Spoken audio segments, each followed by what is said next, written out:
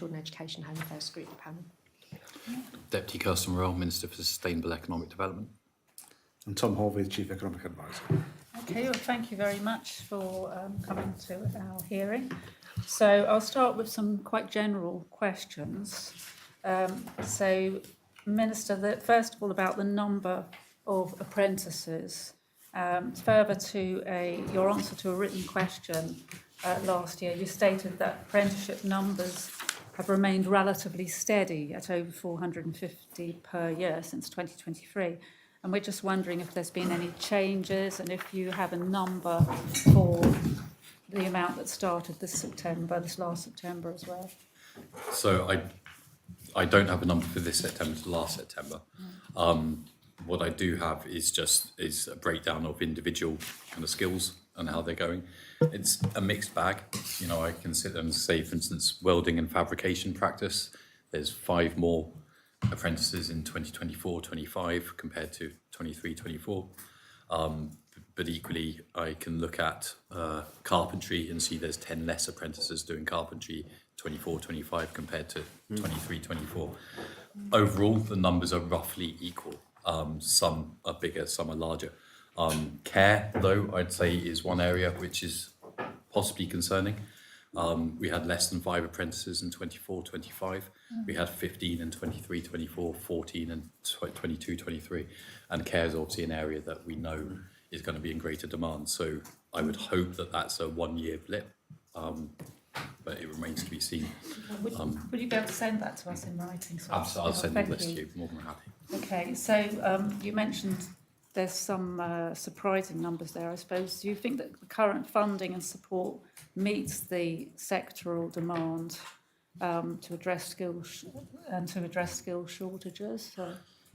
So I think at the moment, yes, we've got decent support, but it's obviously time limited because a lot of the support made available to employees is coming through the Better Business Support Package, which ends at the end of 2026, or more to the point, the very beginning of 2027. And so I would be concerned once that support disappears that would be a £2,000 kind of loss, for want of a better word, to any employer seeking to take on an apprentice. And that may disincentivise, you know, with that money gone, that may disincentive or take away the incentive to employ them. It would solely be the education department's money then being used to support apprenticeships. And I think, Chair, I don't know if you have a view on this, Tom, about the actual funding and whether that withdrawal of the BBSP package is likely to remove an incentive to apprenticeships. Hopefully not. Hopefully not, the Better Business Support Package was a very specifically tailored package to deal with the uplift in the minimum wage at that moment in time. The fact that I don't believe the numbers of apprenticeships have fallen away as such during that period, and since we did that as well, we've also reintroduced the trainee rate. So there's now a dual benefit, a dual incentive to not necessarily to have more apprentices, but not to stop apprenticeships. So I think that is falling away, but with the trainee rate reduction, I'd hope that those numbers aren't going to actually disappear off, and there'll still be an appetite to be an apprentice and to have an apprentice at the same time. And that will end around the end of 26. Yes, So, the 31st of December 26. Okay, I was just going to ask why you think it's a concern that there are so few apprentices in certain areas like care. Well, care is a particular one that stands out just because we know that there's going to be greater demand for care in the next 20 years. And, you know, but is there another way to look at low numbers? Is there another side to what the low numbers mean? Yeah, there is. Because one reason why there might not be so many care apprentices at the moment is because the sector is sufficiently staffed and potentially doesn't feel that it needs to take on apprentices at this time. So it could be just a sign of a healthily staffed sector, you know, rather than any negative thing around grants. Yeah. Can I just ask a question about that, particularly around care? Because obviously the work permit policy has been relaxed to allow work permits for carers, which we haven't done for welding, for fabrication, for carpentry, etc. So is there any suggestion that it actually just may be easier for employers to go down the work permit route than to invest locally in trainees? It could be that, and only research would tell. But I would say that is definite. It's true. You know, when you look at that figure, at least 10 fewer apprentices this year in care. It could be because it's healthily staffed, as I was saying to Deputy Tudyer. It could be because it's actually just easier to bring in people on a work permit with their qualifications intact, you know, ready to go. Or it could be that the care sector is less attractive and, you know, people don't want to go into that sector. And equally, it could be that the incentives aren't enough for employers to take on apprenticeships. So there are, in this brief discussion, 4 different reasons, and only research will tell. That's where I think scrutiny can play a really good role. Yeah, something that's worth looking into Yeah, more, isn't it?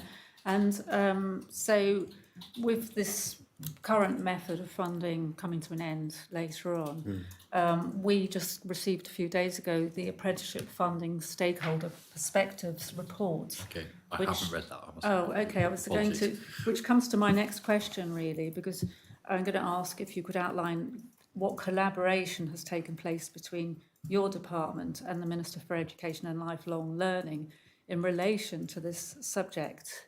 So in skills in general, we do collaborate, we do work together on this. You know, the apprenticeships are delivered via the Education and Lifelong Learning Department and not delivered via us, but we obviously provide funding, but also, and particularly through the Chief Economist team, which is shared resource through government, we speak to the skills gaps and the needs for skills. And again, because you're doing it, you might want to say a bit more about the work you do there. We developed a model 2.5 years ago now, labour supply and demand model, effectively looking at the future of what we needed. That work fed into an awful lot that we were doing at the time, including the Common Population Policy, where we started talking about the needs of the numbers of people that we would need in care, in particular the number of people we would therefore need to generate revenues to pay for those extra public sector workers. And we looked at a lot of skills gaps. That relies on where we have job shortages at any one point, that's therefore the demand, how many numbers of people might have the qualifications in those areas, how many numbers of people full stop there are on the island as well. So we've got that quite comprehensive model that feeds in and we can update on an annual basis to look and see where the skills are needed, with hopefully a medium and longer term view as well, rather than just where they are at this moment in time. Okay, so that sounds like really good work, but how does it fit in with what the Education Department is doing? So we effectively do that work for them. So we do the modelling and the economic assessment of what need is. We then feed through to both the Minister and his team for their policy interventions. So for That's instance, the Education that's Minister. the Education Minister, sorry, yes, being very clear. We do that across a number of areas in terms of the economics too. So one area in particular, the skills development scheme, we will have given the priorities where we felt the areas were economically for the next year, and those priorities will have been what's gone into the skills development scheme in terms of where they put funding. That is administered purely by Skills Jersey, but it's us feeding them the analysis and the work. So it's 2 departments working very, very closely So together. you help them with the analysis, all your work. Yeah. But you said that you haven't seen the Stakeholder Perspectives report, which was released a few I haven't days seen ago. that either, actually. I have So to admit. you haven't been involved by their department. No, not on that specific piece of work. That sounds like it's a stakeholder piece rather than a government piece. It is. It's a stakeholder perspective piece, but it's drawing, results from that and plans for the future as well. So what I would expect to happen if it's only a couple of days old is for the skills team to take that into under their sort of knowledge and understanding, put it in some context, and then disseminate it over the next few days and a couple of weeks to us for our views. So normally, if we had something that came in our area, we would do some analysis on that before we shared it any wider, so the views are therefore more common. So I'd expect probably to see that in the next week or so, if it only came out in the last couple of days. I wonder as well if when they talk about stakeholders, because I think Chair, you might be getting at the idea that the economy department is a stakeholder. I don't know if that's what you were thinking, and therefore should we not form part of that report? No, fair enough. the stakeholders are businesses and people who That's might what I want was to be thinking. I think apprentices. they've taken the view that stakeholders are businesses. But and I just thought that there would have been joint involvement in any work like this. That was my perception. Yeah. But, Yeah. okay. I don't believe we have. Would it have been beneficial for the department to be involved so that you could have formulated some of the questions that would have helped you developing your policy? So I think I think there's a possibility we were involved in that early on anyway. In terms of asking the questions, yes, getting the information back from people is always useful. That, if it's a stakeholder engagement group, again, without looking at the reports, and I can give you more detail once I've looked at it, that would be more qualitative, I would expect. So we would be looking at the qualitative to fill in where we don't have the quantitative. But the quantitative would be where we're actually adding most of our work, and then the rest of it would sit around the policy team themselves. So there wouldn't necessarily need for us to input into it, but there might be a few gaps that we thought we haven't quite got information in X, and therefore would have been useful to ask that question. But I'm also not saying we didn't. That's possible that happened a few months ago and I just wasn't aware. Okay. I just want to ask about data now. So what data is available on employer participation across different sectors? And how is this being used to identify where apprenticeship uptake is strong and where further incentives are needed? Employer participation of the apprenticeships themselves. So we do have that across sectors. We do have very granular level of detail down to the employers as well. We haven't got that in front of us, but Skills Jersey would look after that information and be aware of what is going on. We have the sector breakdown, which we just went through, which obviously built into that. That's the level that I would be interested in. The next level down to individual employees is not of huge interest. The size of employer, the sector are of interest, and we do have that does get provided to us. And that Skills Jersey collects that Yes. information then and then passes that on. And then we do work closely with them, so they would pass that on to us, absolutely. And as part of the Better Business Support Package, we work very closely with them to make sure that we've got that level of policy right on that programme as well. Okay, and then how does that work with Highlands College? So how do you ensure that the apprenticeships being offered through Highlands and other providers remains aligned with needs? I think the mechanics is probably better left to tomorrow, your discussion with the Minister for Education. We provide the economic input, the economic rationale. They will do the functionality of, which is actually really the outputs and the delivery. So how government works with Highlands would be for them to answer rather than us. Yeah. Okay, so that would be a good example then of something where there would hopefully be good working practice between the departments. I don't think we would need to be involved in that part of it. We would look at the ongoing strategy and policy and help to input into that. When it comes to the delivery, we're not a very large department. We would leave that to the people who actually have the relationships with Highlands College to do that. That doesn't mean that I don't speak to Highlands College myself from an economic point of view, what their perspectives are of what's going on. I do that. We do have roundtable conversations every now and again, but the actual delivery and the linking between the two organisations will be left to another department. I think where I have personally fed in the past is trying to, and actually the Better Business Support Package is designed to reflect this, is I am always concerned about private sector providers of training of any sort, in this case apprenticeships, being kind of pushed out of business by government preferring its provider always, in this case Highlands College. Now, Highlands College is a fantastic institution, which in many places is the only provider of training in certain areas, and absolutely we should use them and that's where we should go. But there are other areas, or there are areas where there are private sector providers as well as public sector. And so I've wanted to make sure, and I've fed this to the education department, that we mustn't close down those choices. And so that's why the Better Business Support Package pays to an employer the grant, so the employer can choose where the training takes place, rather than paying it to, let's say, Highland. We could have just said, right, Highlands, you get £2,000 for every apprentice who goes through. But of course, that would have driven all apprenticeship training to Highlands, to the detriment of perfectly good private sector businesses in Jersey. So that is one place where I have directly fed into to that. make sure there's choice for people Yeah. and employers. And also I just have this issue with government providing something which then pushes enterprises out of business. Yeah, no, I can see that. Just quickly though, I think the question was more about, you know, with your department, with your knowledge, making sure that there is sufficient training out there for what's needed. I think we definitely do that. So our part is that analysis that feeds in. I'm not saying we always get it right. By a long shot, the economic modelling is never a perfect science, but we do still put that input and that perspective together for them. Okay, and just one more sort of general question now from me. So, Minister, can you outline what financial incentives or grants are currently available to businesses to support investment in lifelong vocational learning and workforce upskilling? So you've talked about the Better Business Support Package, and that is available to all businesses, is it? Yes, that's right. Companies, sole traders, Yeah. self-employed? Yeah, all organisations, charities. Yes, what I've made a real point of better business.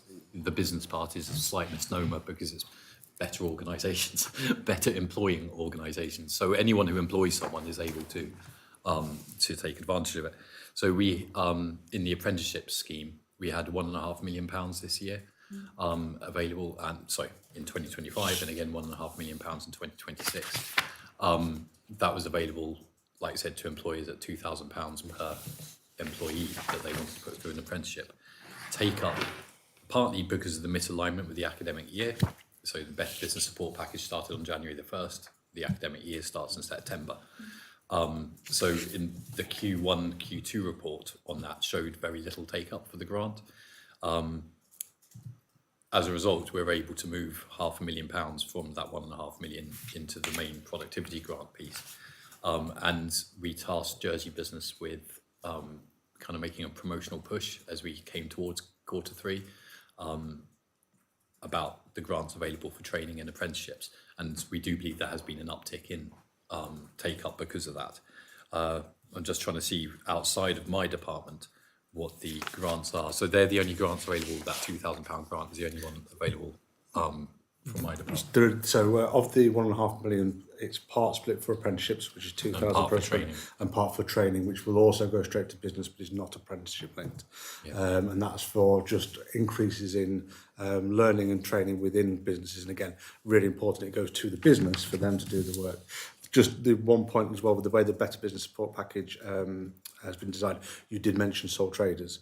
If the sole trader does not employ anybody, which is possible being a sole trader, Like a one-person plumbing so business or something? because it's linked to the living wage, we decided that the company had to employ at least one person, and that's in the criteria of being able to apply into the Better Business. Well, I We'll think be we've got asking another about that question later. about Yeah, that no problem at all. further on, yes. That's why it should be the Better Employing Organisations.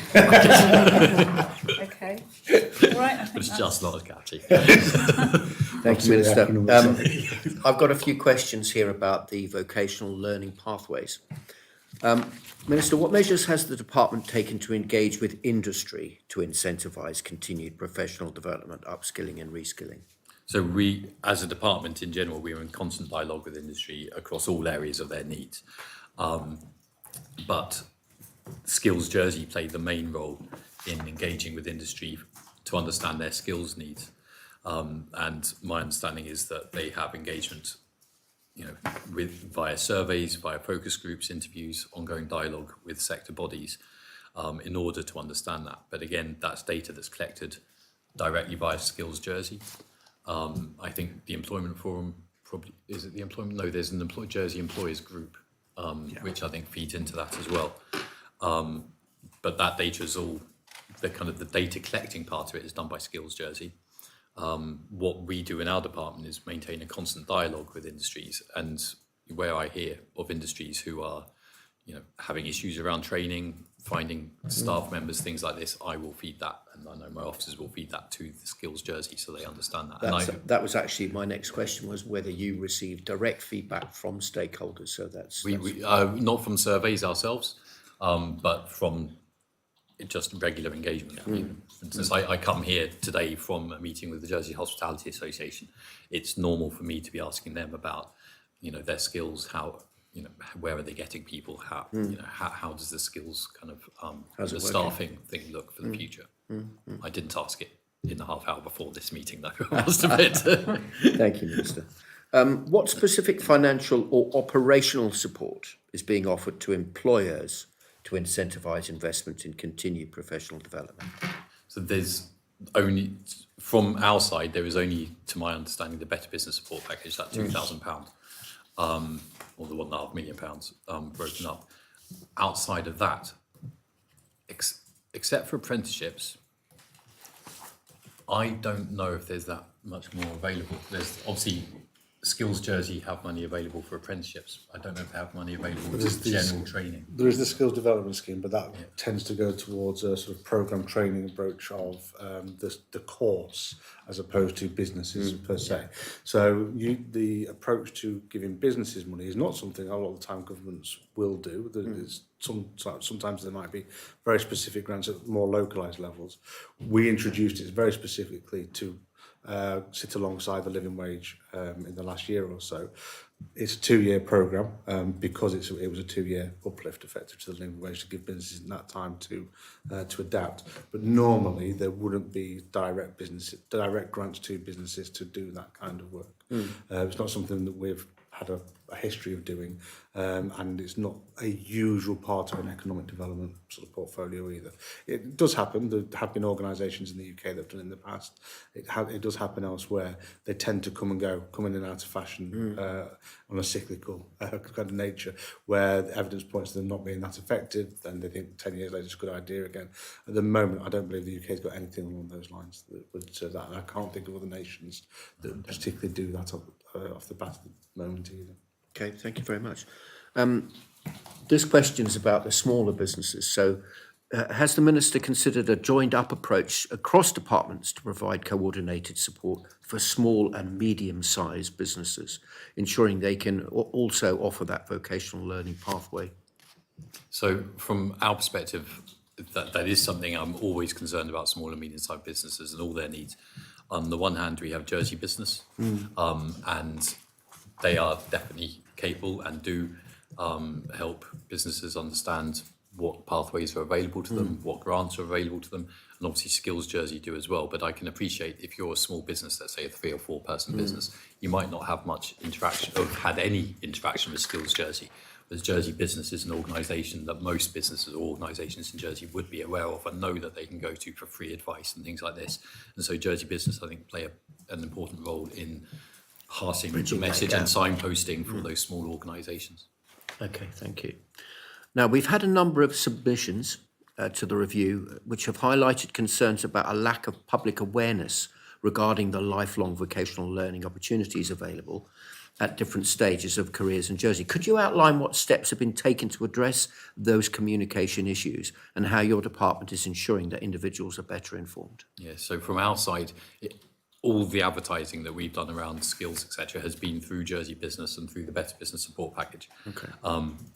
There's a lot of advertising over the past year about the productivity grants, of course, but also, as I said to the chair earlier, about the skills grants available, particularly when we saw a low take-up in the first half of the year. Yeah. And so kind of over the summer and in preparation for that September influx of students, for want of a better word, a lot of advertising was done to businesses, in all forms, online, through newsletters that Jersey Business sent out and so on, to make them aware of the grants that are available to them. I'm not aware, not because they don't do it, it's just because it's not immediately within my purview of what Skills Jersey do to promote that as well. I'm sure they do, but I don't know what it is that they do. That's a fair comment, thank you. Can I ask a supplementary, Chair? Where does government, at what point does government know what the right ratio is in terms of government intervention and subsidies versus what the private sector should be putting in? And I caveat that question, not caveat, but I put it in context, because I think we've had discussions with our other panel saying that business reinvestment in Jersey is traditionally a lot lower than you might see elsewhere. Is that also the case when it comes to apprenticeship and CPD? It would seem to be, yes. Yeah. We've got not quite as good information on that, but yes, it would seem to be. And how the Better Business Support Package really came about was to very much target that increased investment across all the areas that would be productivity drivers. Investment, if you want to just use that one term, is very, very low on the island, and that's what we're seeking to do, which is why we have the match funding, which is 50-50. So we are aiming not to just fill a gap with a subsidy, is to encourage businesses to get into the habit of investing in themselves a lot more. The productivity side of it has worked very, very well, and I know we've discussed that over the last few months. The skills side, maybe not so much, and we need to just look at that again for the next year, just to see how we might re-incentivise that. So coming back to your exact question, it feels like the productivity side of subsidy, if you want to call it that, is about at the right level. We've attracted the right number of companies, and we've been able to get the money out of the door quite effectively. The skills, maybe we need to look at it a bit differently, that 50-50 hasn't quite worked. Maybe we need to look at higher levels. The other thing that has come back as well is that people can only apply for it once. Training schemes are usually not that expensive. Can they come and apply for it in bulk? And then we'll send a whole host of people over on training over the next year or so on lots of different courses. So we just need to look at it slightly differently, I think. So we haven't got, to your exact question, I don't believe we've got the Better Business Support skills element quite right yet for what's the right level of So you're saying subsidy. you might need to separate two packages and have a bespoke? I think we just need to look at the skills element again for 2026, which is what we're doing at the moment, and see if we can re-tailor it slightly to do what it was aimed to do still, but with a slightly different set of parameters that encourages businesses to invest. And so, yeah, sorry, Minister. No, I was going to say one of the things that's been concerning, similar to the information that I was told about businesses not investing in themselves in general in Jersey. One is it is purely anecdotal, but it's come from a business group, was the message that some businesses are fearful of training up their staff because they fear them being poached once they're qualified. Yeah.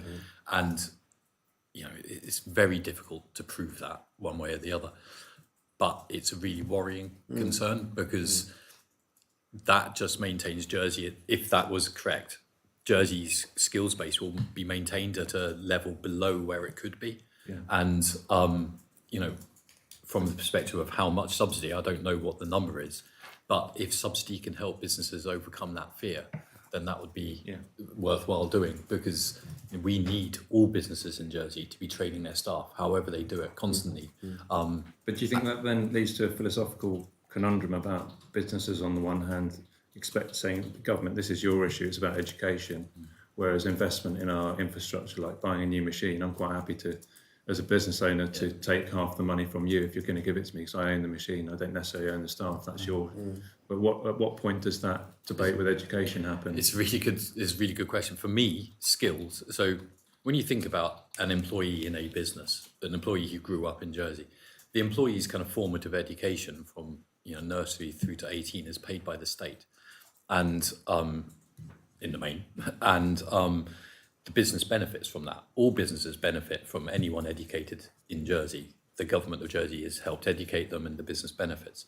Once they get beyond, and it's right, I'm not asking for businesses to pay for our under 18 education, but once you get beyond that and into the kind of skills and lifelong learning, vocationally focused education, I do believe strongly it's a public-private partnership. It's not correct for just government to foot the bill for that. Businesses make profit, obviously, which reaps dividends for shareholders, leads to dividends for shareholders, which is perfectly fine. That's very good. And obviously, every employee they have who has been trained can help that business create more profit.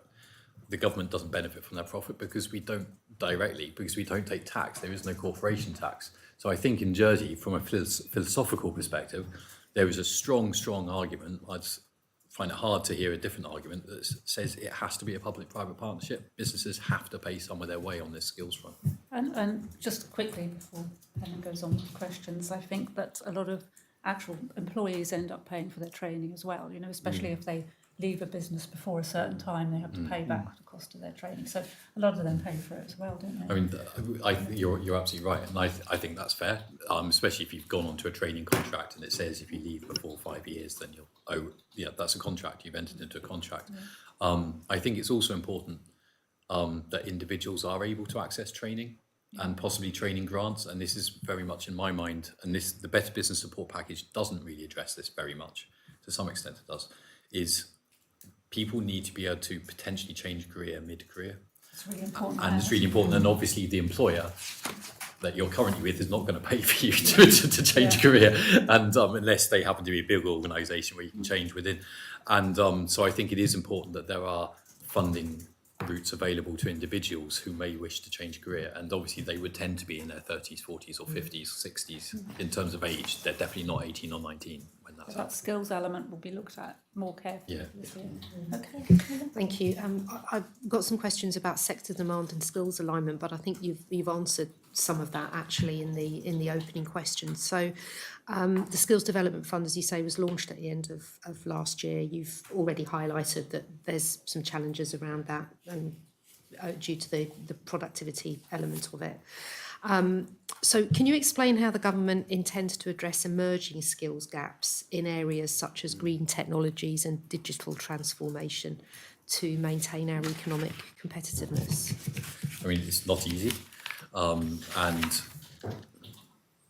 I'm somewhat sceptical that government's well placed to do that. And I remember 3 or 4 years ago, there was an organisation trying to effectively sell government a kind of software package which could help them do that, and I was very much against it because I just did not believe that there was any software package that could future gaze and tell us what was happening, and we didn't take them up. It's looking into the future, so it's definitely imprecise, it's definitely not a science. I believe that our best way of understanding the skills needs of the future are to be speaking to businesses. They are the ones who are best placed to know. Now, very few businesses in 2022 would have expected or known that within 12 months there'd be a whole load of AI products on the market, you know, and that, you know, IT firms may need AI developers as much as regular software developers and things like this. So despite being on the front line, businesses absolutely do not have perfect foresight either and may not see something that is immediately on the horizon. But I think they are best placed to help us understand. And we do talk to them, and I know Skills Jersey talk to them goes to what we were speaking about earlier, constant contact with industry to understand what skills are needed. You know, I think back to 2014, 2015, there was a huge push for coding and coding skills. That's fine, it's really good, and certainly if you're a software developer, you can command a large salary, so, you know, and if we want to build a digital sector, that's fine. But coding is actually quite niche in many areas, and having lots of people who can code a bit isn't probably going to help the island very much. But having people who can use the software packages really well, Excel, Word, I say this, the caveat that my wife used to train in this area, so I understand it, that in many ways is more helpful because that's what they use in their day-to-day work.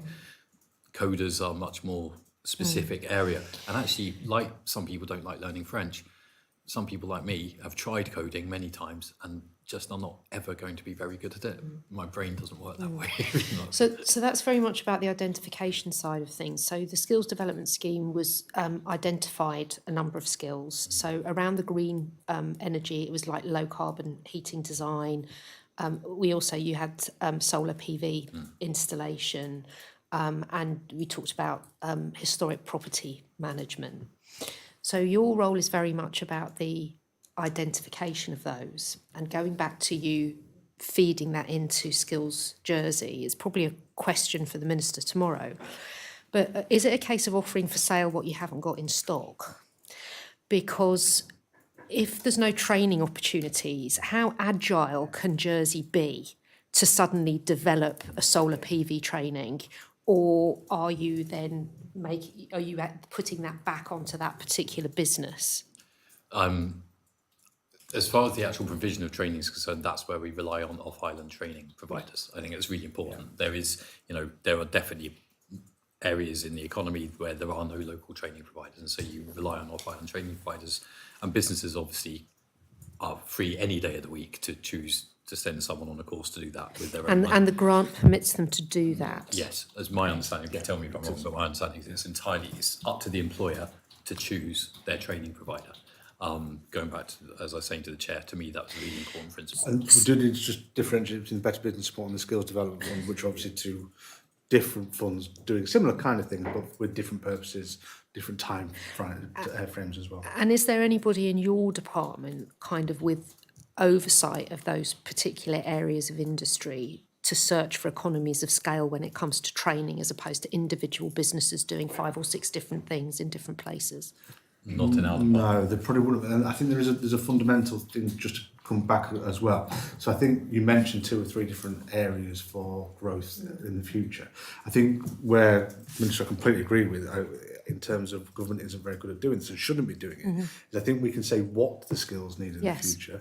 I don't think we can say very well when they will be and how, in what kind of demand they will be as well, because we don't know how businesses are going to take off, when sectors are going to take off.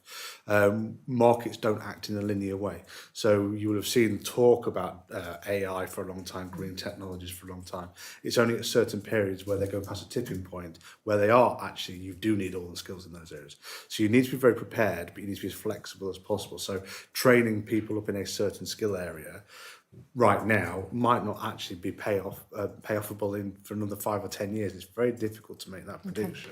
So this is where government shouldn't necessarily be involved. The flexibility of labour markets and a really honest conversation about how we are flexible with labour markets and what skills are going to be better to import and what skills are going to be better to train islanders up in is going to be part of that next year or two, where we've got to be very clear on that, I think. Yeah. Could I just, are we going to speak in your question plans about soft skills at any point?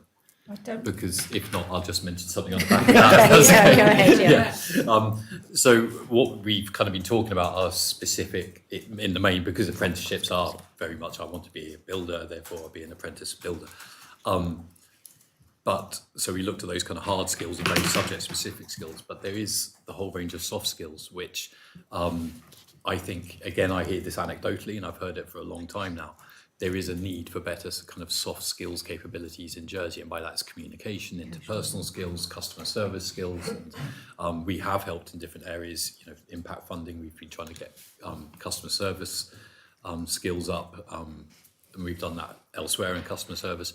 But I think there is a whole area of soft skills, which I think even to some extent, and this isn't criticism, even this hearing kind of shows it, is easily overlooked, and is easily overlooked by government. Partly because anything soft is harder to be precise on, if you know what I mean. But actually, from what I hear, the ability to communicate, the ability to be able to understand and empathise with customers and the colleagues, etc., are some of the things that many employers would love to see our employees being better at.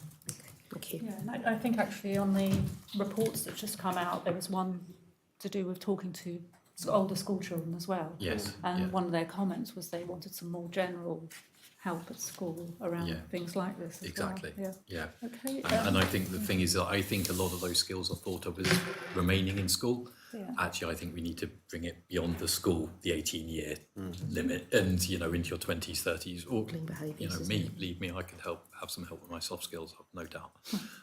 Okay, Monty. Thank you. I was wondering if I could just follow up on some of those. So a general question is, where there's students who are under 18 but who are also in the workplace, so they may be like training to be, say, an electrician, plumber, or whatever. Yeah, is there an issue with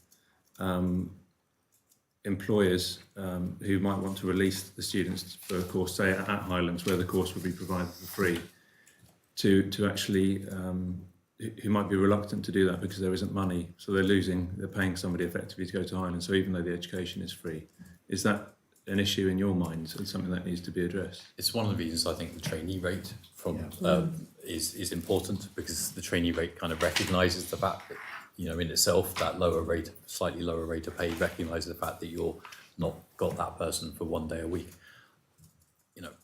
For me, at the political level, it's the same. Investment is so important. If you're an organisation, doesn't matter what size you are, you need to invest in your infrastructure and you need to invest in your people. And you need to keep doing that over and over and over again. I know politically we're big talk at the moment about investing in infrastructure, quite rightly, because it's been not done well enough in my view over the last 20 years. But it's the same in people. We need to keep that investment going in people. And so I would hope that even though there's 1 day a week out of the office or out of the workplace, I would hope that any business sees it as a good investment for the future. Do you think we could be moving to a point whereby there could be statutory right to have study leave, training leave? So in the same way that as an employer may say, look, I want to take 2 weeks off and I want you to pay for it as an employer because it's going to make me a better worker ultimately. That would probably receive quite a lot of resistance. Whereas if you said, I want to take 6 weeks off to have a baby and I want you to pay for it, they would have no choice but to pay for it. So do you think we need to rethink the relationship between CPD and what workers can expect? Really interesting question. Presently, I'm in that position where I do feel like we put enough statutory obligations onto businesses, and we don't need to be giving them any more statutory obligations. So at the moment, in today's economy, I would say no, I think it should be something that's encouraged rather than made law. But I could see how there would be benefit from that, whether employers should pay for it. I'm not so sure, I don't know, but I know personally I would love to be able to spend 2 weeks of the year studying something, but especially if it's got nothing to do with my workplace, then the employer shouldn't be paying for it. But so I'm not sure it should be statutory, because I think statutory means businesses can't make their own choice, or organisations can't make their own choices anymore. You do believe in statutory maternity leave and paternity leave, presumably? Well, yes, I voted checking. for it. No, but I'm just saying I'm in the position where we mustn't put more. Oh, that's true. More statutory obligations on. That was a supplementary, but let's move. I've got some other questions here, Minister. So, could you outline how lifelong learning is being integrated into government's wider economic development strategy to prepare for AI and automation? And I ask that question presuming that there is indeed an automation and AI-driven changes strategy. Can you confirm that first? We're developing such a sort of strategy rather than at the moment. And government itself has its own organisation and kind of automation within government to automate processes. We don't have a view on, you might know from having spoken to the chief exec, etc., if there's anything on. I don't know of any internal government plan around that. But with the help of Digital Jersey and the AI Forum, we do want to develop in the next government, should be developing and a kind of AI and automation strategy for the economy, I think. And 2 members of government are on that council, the AI council that's led by DJ, because we recognise that actually we are one of the biggest organisations that's going to employ these techniques, as well as leading the policy and hoping to drive down the sort of any barriers that sit around at the same time. So we're part of that, and I'm playing our role. It's probably a bit too early to say that there is a strategy, but and maybe strategy is not what's needed either, actually, but a view and a focus on AI is where you've directed DJ to be, and where they will be playing that role in the future. We'd planned a question about apprenticeships in the low carbon economy. I think that's been touched on already with Deputy Miles' question, but there's also a question about sustainability targets being met. More generally, I suppose the question is matching up apprenticeships with what's potentially a very fast-changing economy, where whether it's AI development, the needs of matching apprenticeships with jobs. Is that a conundrum that is easy for you to solve ministerially? It is something of a conundrum, and it's one reason why I kind of place the onus on employers to be the people out there understanding where do we need to buy. Again, where there's subsidy, that's why I prefer to give it to employers, so they can choose because they know the skills they need. I struggle with the idea that government kind of has a central register of skills, because that just smacks of inflexibility. I know even in meetings, I can't remember if Tom was in these meetings, but meetings I've had with Skills Jersey where they ran through the kind of funding priorities for 2026, childminders, culinary skills, etc. Even then I was kind of felt that sense of, but what if we're wrong? What if we don't need culinary skills, but we do need, firefighting skills or whatever it is? What if, you've got a government list, and what if it's wrong? It feels difficult. So my view is, I think government does need to be aware, and probably it is right to have a list of the most needed skills at this time. Will they include soft skills? That's what I was trying to make the point. I don't think they do. And that's, I think, my view is, and I may be incorrect in understanding it, but I don't think we really have enough of a focus on soft skills. And I think that when we're talking about all these training opportunities, that should be part of the conversation. This is what I'm saying when I look through my notes.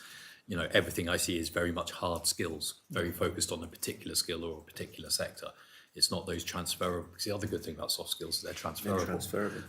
And so it's not really on that. And I think that is an area where, and I apologise to the Education Minister if he says tomorrow we've got a huge programme on soft skills and I'm just unaware of it. He may do, and I congratulate him if he does. But if there isn't, I would like to see more in that area. Is there also an issue about needing to unlearn things? So there's a question of learning, unlearning, and does that affect different age groups in different ways?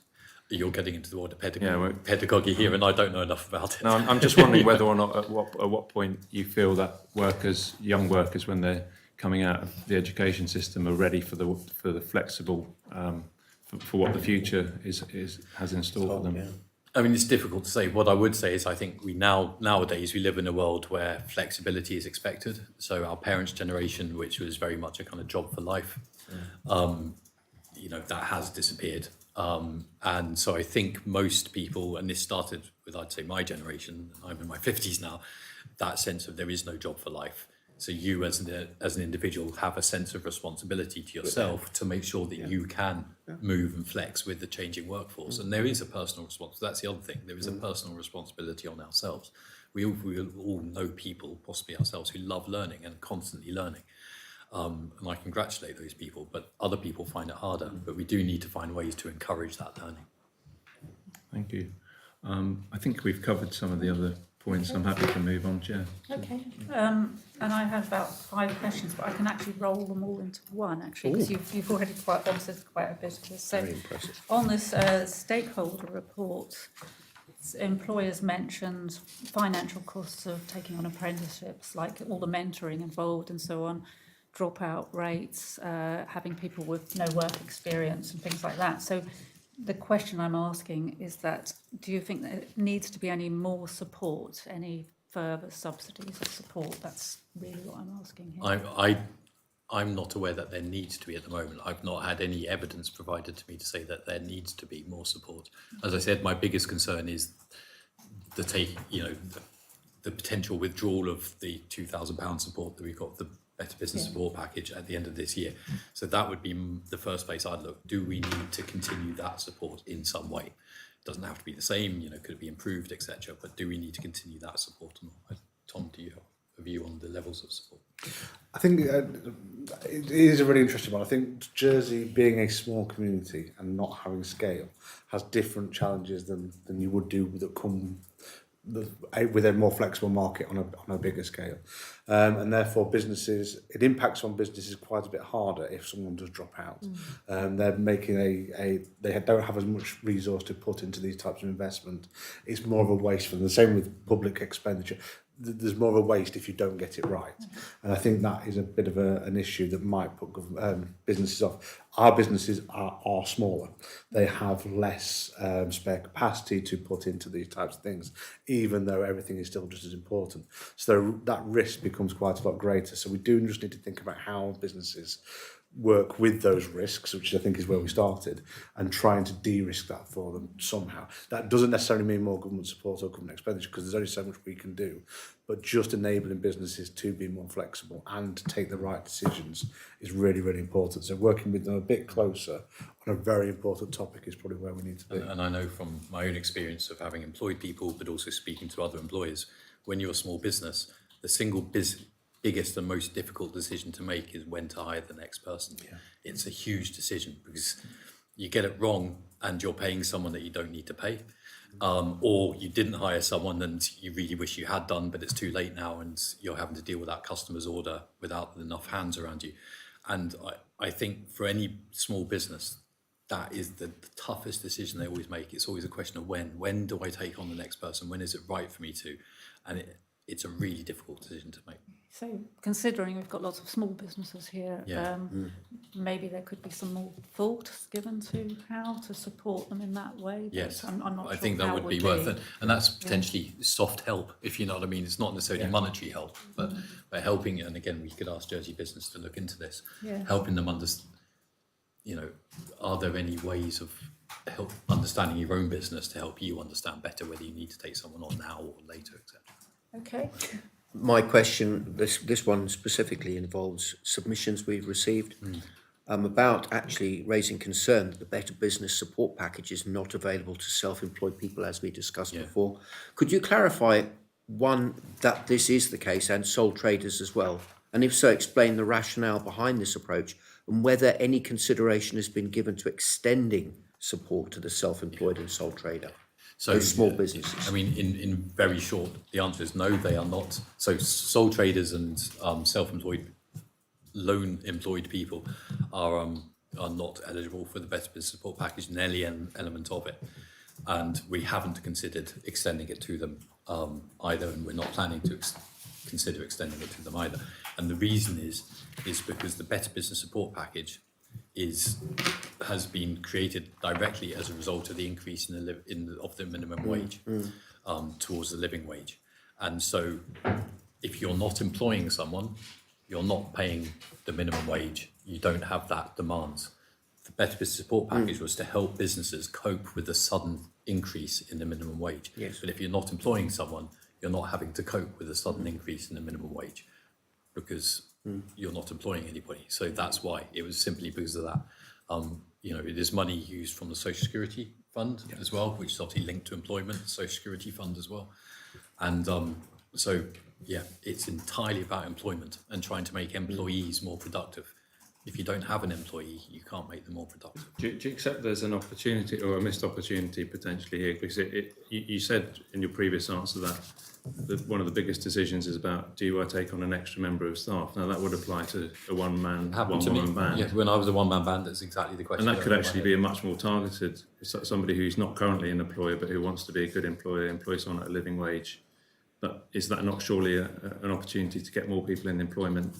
It possibly could be, and that might be something worth looking at. Just someone who is thinking of taking. Are there other reasons? Kind of a training grant for an employee. In a very perverse way, what we're actually trying to do is get people to move away from labour into capital and not employ people where they don't need to, because we do have a shortage of labour on the island. So the second reason why I think not extending it out to that group, it is about productivity. And one-person companies are not big drivers of productivity, and having lots of them. I'm not saying they're not productive, I'm not saying they're not efficient, but as a whole, as a macro position, the more of those you have, the less productive you're generally. What you're saying is that the productivity grants could lead to them laying off staff because they no longer need them. Or expanding without necessarily needing staff, and we do have a shortage of labour, so those staff moving around is actually not a bad thing for the economy as well. Again, we're not necessarily saying laying off staff. What we're saying is if you want to expand, try and do it in a non-labour intensive way rather than taking on more staff all the time, particularly in the sectors where we've been targeting, because again, one of our biggest problems has and will be that labour shortage, and moving towards capital investment and away from the need for labour is how we drive productivity. And that's what So when the Minister says that it's to make sure it's to help with the move to living wage, what we're actually saying is that the wages might move to the living wage. Some might already be paying that, but you're likely to get fewer jobs at the living wage. That is possible, and we said that as our briefings of the living wage throughout as well. As wages go up, So there it's really are about likely to be productivity is the main driver. Yes, it absolutely is. And again, when you're in a tight labour market like we have, and I'm not saying there aren't areas that are less tight because the labour market works across a number of different layers, but at a certain level, we do still have a quite tight labour market. Not just bringing people in onto the island to do those jobs is actually really quite important for us. That's one of the things about Jersey's economy over the last 20 or so years, or this century basically. It's grown through increasing the population. One of the premises of the Future Economy programme is how do we grow the economy without using population growth as the driver of the economy, and that's where the productivity bit comes in. So you are trying to use, and it is the stated policy. The point, but to get back we're trying to use. Sorry, just quickly, trying to use less labour. We're trying to use less labour to get greater economic output. I see that we're nearly out of time, so we'll just finish in a moment. But I just wanted to say it's a bit of a shame in a way for the young person, because they could get such intense mentoring from a one-person business probably. It could be a real opportunity for them. But anyway... I think I will ask Tom to take it away and speak to the team. Yeah. From the perspective of taking on your first employee, it may be something that we can do.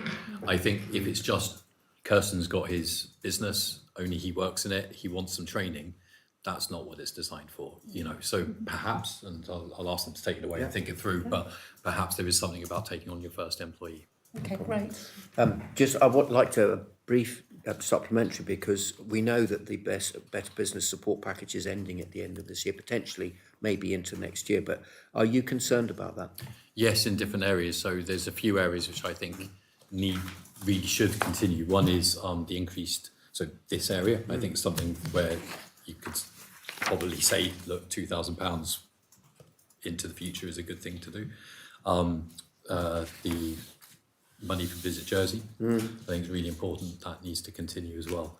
And the money for the wages, so agriculture, because we have the rural support scheme, in terms of agriculture, the Better Business Support Scheme just paid £1.1 million into that rural support scheme, so it's given as direct subsidy. That needs to continue, because obviously the employers agriculture employers will be paying that higher. They're going to have a big gap if we get rid of that 1.1 million. So I think those three areas here, the Visit Jersey side and the agricultural side, are the three areas that we really need to look at maintaining into the future. That's very honest. Thank you, Minister. Can you also outline how the 1.5 million skills grants and the £2,000 per apprentice grant is allocated to ensure they deliver that measurable improvement? Yeah, I'll pass that to Tom. So of the 1.5 million, 1 million was set aside for apprentices. So that was based around 2,000 for each apprentice, at a rate of about 500 apprentices each year, which is the number I think we gave 450 earlier on. So that takes up the majority of that million. There is then £500,000 to go into businesses directly to help with any skills they needed. That's the area. Well, both are under where we would have wanted them to be in terms of actually spending that money, which is not necessarily a bad thing from a government point of view. But it does mean that whether or not, coming back to, I think, Deputy Tadier, is have we got the right subsidy level, have we got the right programme level there, we maybe don't have at the moment.